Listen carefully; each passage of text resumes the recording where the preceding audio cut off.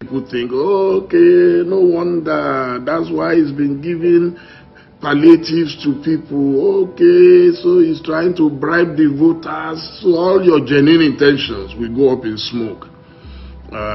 So I'm not interested in any election unless you want to dash me.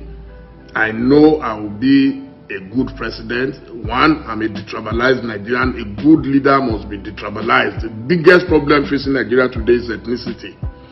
Nigeria is almost going on another civil war because we hate ourselves with passion. So for you to have a leader now that will save Nigeria, it must be transparently detribalized. He must love every Nigerian. He must see himself as the father of Nigeria. That's number one. Number two, he must hands off religion. Religion is strictly a business between a man and his God. Government should not get involved in religion. Government should not even waste money sending anybody to Mecca or Jerusalem. Government should spend money on developing Nigeria. Government should spend money on providing quality education. Government should provide money on building solid Medicare. The former president of Ghana, John Dramani Mahama, built world-class hospitals. So by the time COVID came, Ghana did not suffer what we suffered. We were building sheds on football fields because we had no hospitals. Ghana didn't have to go through that. They had more than enough hospitals, world standard.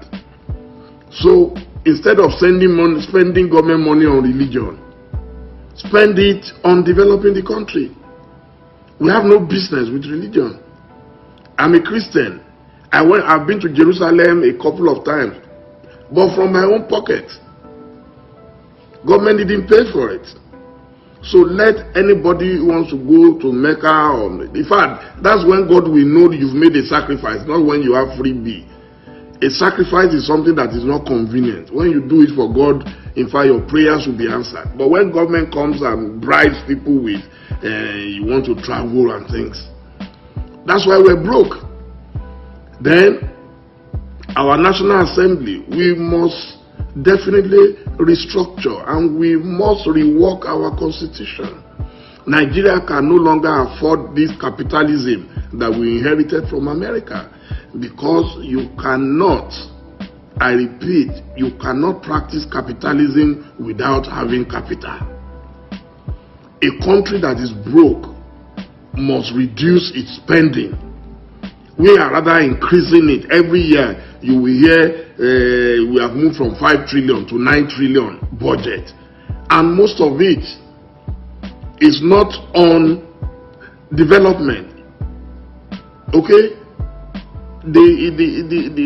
things we do, I mean, I can't understand. You are broke and you are spending more. If you are broke, you should spend less. And if you are broke, you should spend more on activities that will generate income.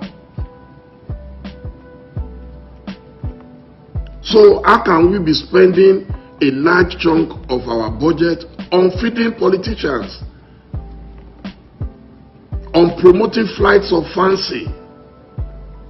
So that is the problem. We all know what is wrong with Nigeria. It's not Nigeria who can say, oh, Nigeria is complicated, Nigeria is complex. I don't know. Everybody knows what is wrong with Nigeria, but nobody is ready to make the sacrifice. We must begin to run Nigeria not as a political entity, but as a business concern. Business concern. What did I say? Business. You must run every country. Leadership is about managing people and resources.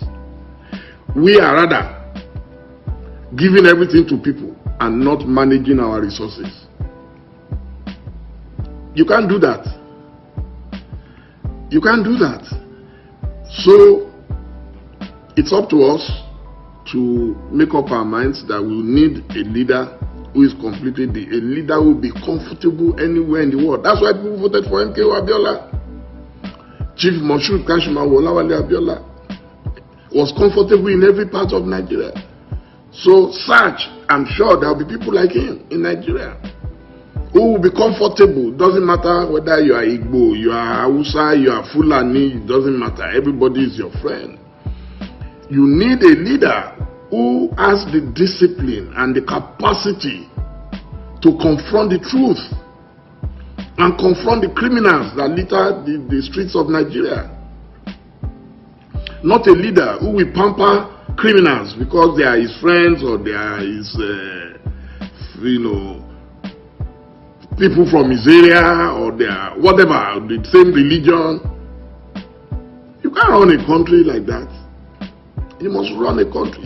Look, Nigeria is the easiest country to govern because Nigerians are used to bad leadership. So when they see at least something little, they are happy. We jump up. We jump up. So we need a leader who is completely detribalized.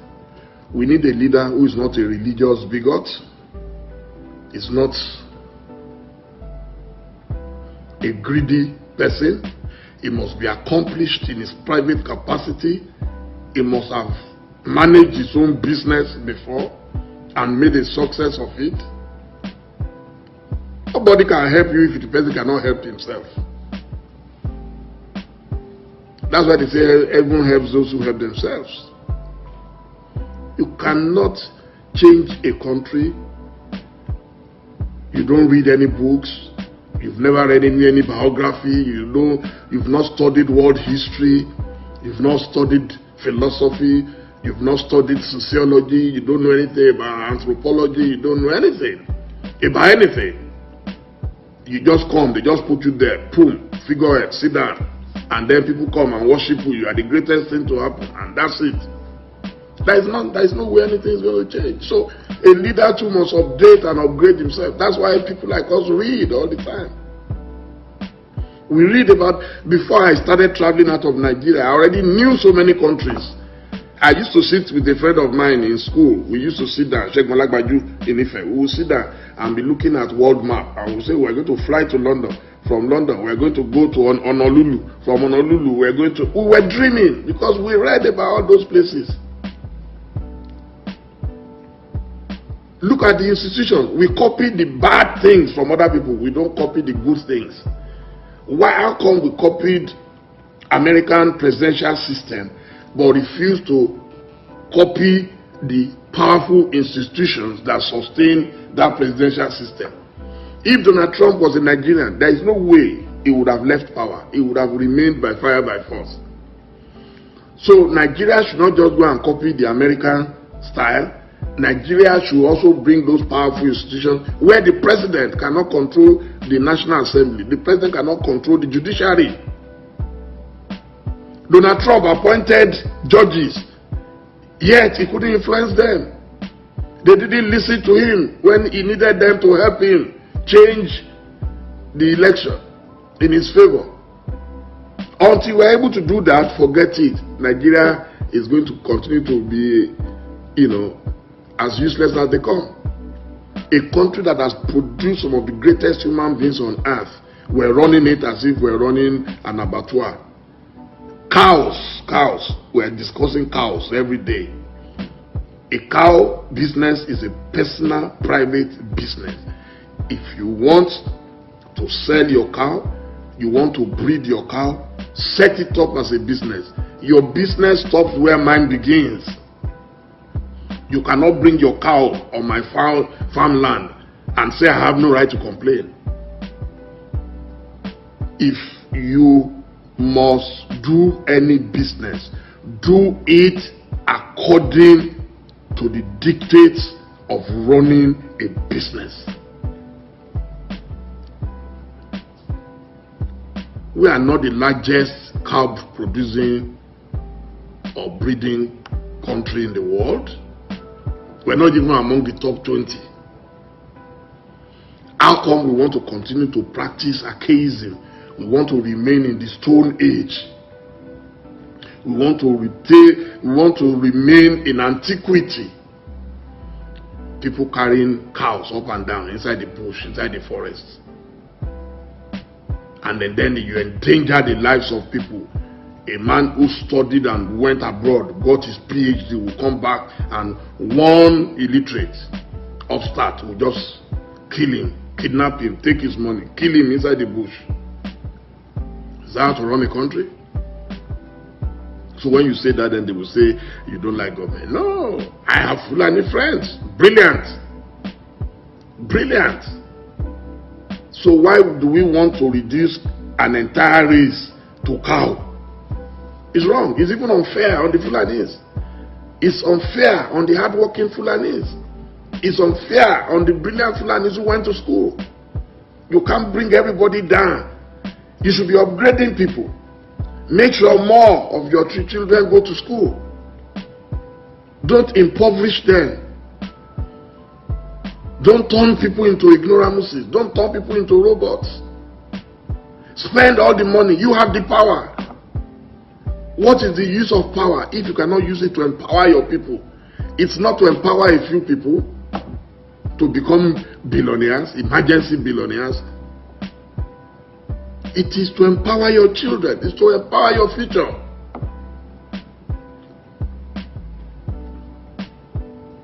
It's sad. We reduce a nation to a nation of cows.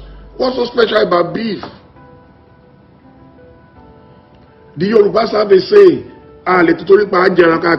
brother. We cannot say because we want to eat beef and turn a cow and be calling cow my uncle cow, brother cow.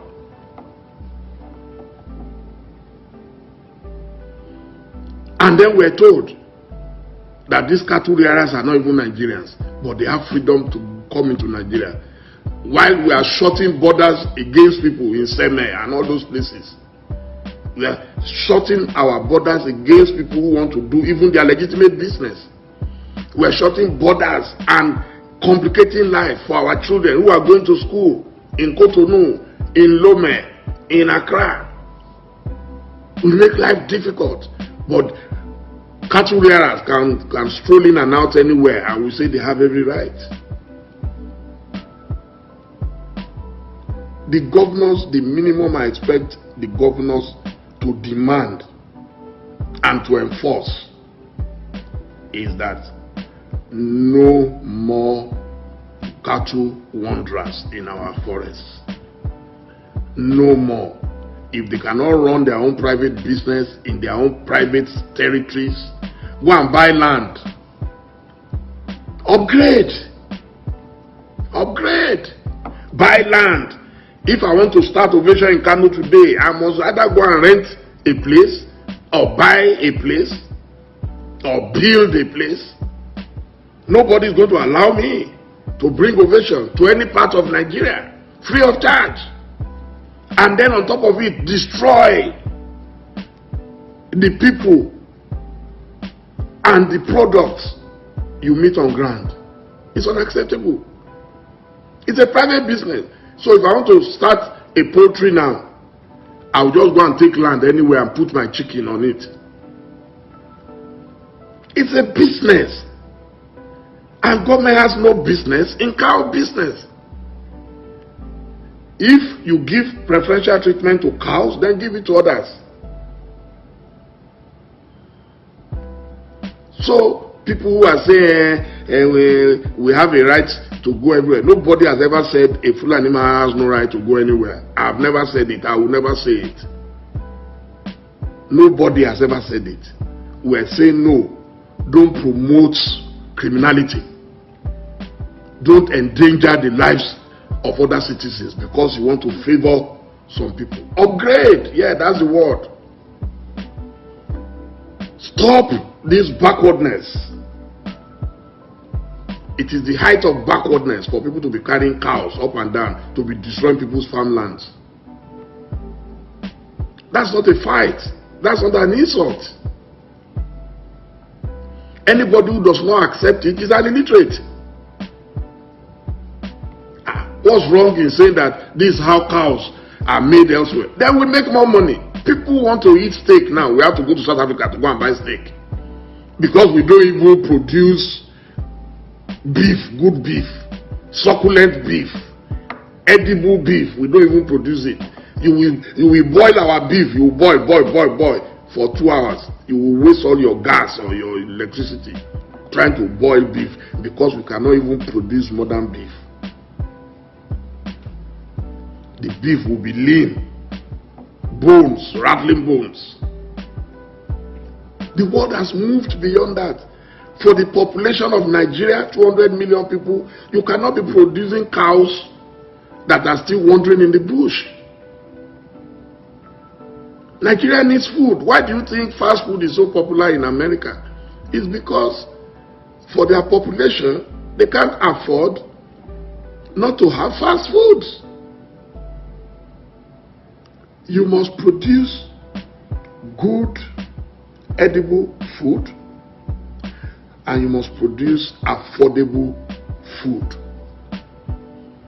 Like the Yorubas will say again, if you prepare for madness for 20 years, when are you going to run mental? So when are we going to stop this nonsense? Government gets involved, protect the private business of some citizens, and you say they have a right to go everywhere because they've been doing it for 200 years. Must we be mad for 200 years? That's not a fight. I love the Fulani. Beautiful. Very beautiful people. Very, very, very beautiful. Extremely smart. But let's use that smartness to develop our country. All this competition, Fulani versus Yoruba, I've been watching videos. People have been sending me all kinds of videos. I could hardly sleep, where people are threatening. If the Fulani cannot have freedom in any part of Nigeria, then other Nigerians too will not have. Can a Yoruba man go to Kano or go to Sokoto or go to anywhere in the north and just grab a land and say, yes, I've come to establish my business and just put something? Is it possible? Have they ever arrested any Yoruba man anywhere who came to the north to come and kidnap an emir? Is it possible for a Yoruba man to come and kidnap an emir? But if a Fulani man kidnaps a king in Yoruba land, you expect that Sunday Igboho should not talk. They shouldn't fight. I mean, the injustice has to stop.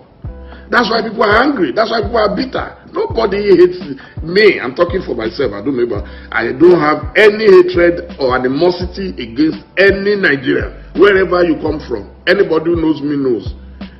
In our company, Ovation, I don't care where you come from. Nobody asks you where you come from before you are employed. Can you do the job? You get employed. That's all. I'm sure the editor of Ovation International is from Akwa Ibom. I got to know that later. I didn't know. He was born in Lagos. He speaks Yoruba more than Yoruba people. So it didn't matter. The man editing the Boss newspaper is an Igbo man. I don't know where he comes from. I've never been to his village. I've never asked for his village. The man in charge of Ovation Television is from Edo State. It makes no difference to me. You can come from anywhere. It makes no difference to me. I have friends everywhere. One of my closest friends today, we've never met. We met on Twitter. He's from Kano. Dr. Baba. He's from Kano. And he can tell you the things we've done together. I've never met him one-on-one. Never. I respect his brain. He has studied me. He has mastered me. And we chat almost on daily basis. That's why I don't care where you come from. Do the right thing. To now say the Fulani headsmen must continue to wander in the bush till eternity, it's the height of unseriousness, lack of ambition. Nigeria should be more ambitious than what we are doing right now.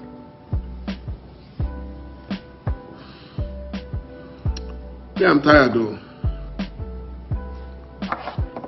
I am tired. I am just tired. The Same story we've been hearing. This morning I saw a video of my late professor Akinwumi Shola, the author of Oleku, Efushetaniura, Oshegbe, Shawore there and all those things. I saw him acting a play where he was talking about how the Ibadan people stopped the adventures of the Fulani in the past. And that was when I remember that history, that they were stopped in Oshogbo. It was Ibadan people. Same thing that Sunday Igboho is doing now. I just posted it so you can watch it on Twitter and on Instagram. Life shouldn't be this difficult. If leaders can see themselves as servants of the people, they are not more superior to anybody. A leader should be the servant of the people. I'm a Christian. I can give the example of Jesus Christ. Jesus today is probably the world's greatest celebrity over 2,000 years after his death. Why? Because he touched lives. He was humble. He was accessible. Even when his disciples wanted to chase people away from him, he said, no, leave them, they are my people. Even when people were condemned and they were called sinners, he said, no. I did not come to this world only for the righteous, but also for sinners. So we must embrace everybody. But we're tired of talking about cows every day. How can cow be the front page news every day in Nigeria? Cows! If you touch any of them, they say you call police and say somebody has destroyed. No, the police will not respond. You call soldier will not respond. Soldier would rather accompany them. I just saw a story in the Nation newspapers. I couldn't believe that story.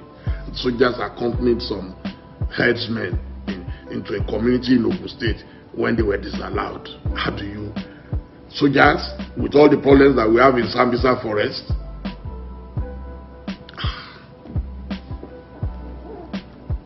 I pray, Malu, Benny, and I think the Malu brother, I pray that God will enter the hearts of our leaders, and then so we can put an end to all this hocus pocus. Thank you so much. Thank you so much. Now I have to go and get myself breakfast. I don't joke with my breakfast. It's very important. It's like fueling your engine. I've rested very well. I had to shut down early yesterday. I haven't been resting at all. The problem of Nigeria can give you insomnia.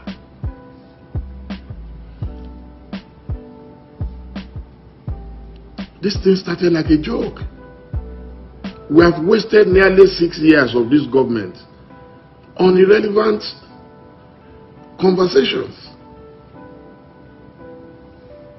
We've wasted it.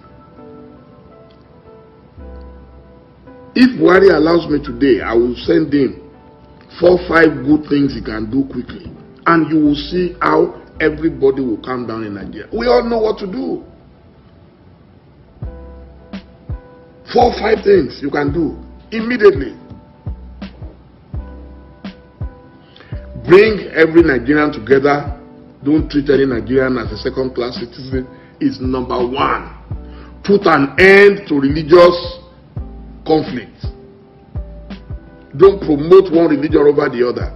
There are Nigerians today who are convinced that there is a Fulanization agenda, there is an Islamization agenda. Why? The only way you can do it is by force. The only way you can do it is to be in power forever and use force to enforce those things. It's not enforceable.